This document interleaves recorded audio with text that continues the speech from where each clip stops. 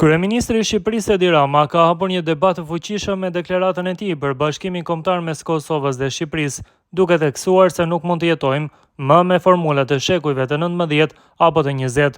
Megjithatë, këto fjalë të Ramës kanë shkaktuar një reagim të ashpër nga publicisti Shqiprim Pula, i cili e ka cilësuar këtë qëndrim si një faqe të zezë në historinë kombëtare.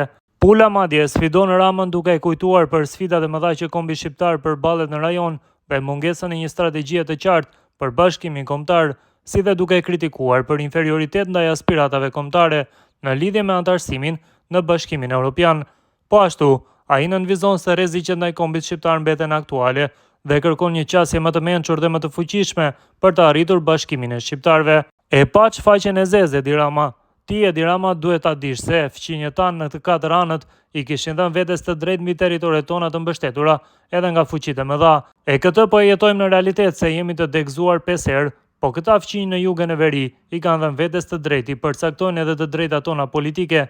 Këtë nuk e paske mësuar akoma fatkeqësisht. Ti Edi Rama duhet ta dish se gjithandej nëpër botë janë raste të ndarjeve të kombeve, ashtu siç e kemi edhe në Europë, për shembull Rumania e antarësuar në Bashkimin Evropian por e ndarë me Moldavin, Irlanda e antarësuar në Bashkimin Evropian por e ndarë me Irlandën e Veriut, apo Greqia antare e Bashkimit Evropian por e ndarë me Kipron, edhe pse janë e njëjta etni, të cilat kanë ndjekur rrugë të ndarë antarësimi në organizma ndërkombëtar, kështu e kanë thelluar ndarjen e tyre kombëtare.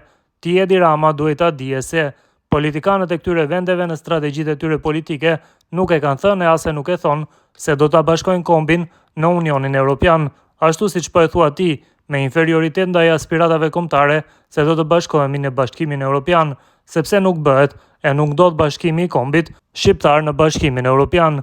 Ti Edi Rama duhet ta dije se cila që rruga e ndjekur shembulli i bashkimit të kombit gjerman. Ti Edi Rama duhet i angazhuar me mençuri e dashni kombëtare për të tejkaluar pengesat e përkohshme me një geostrategji për një geopolitik Commonwealthi shqiptar para antarësimit në Bashkimin Evropian.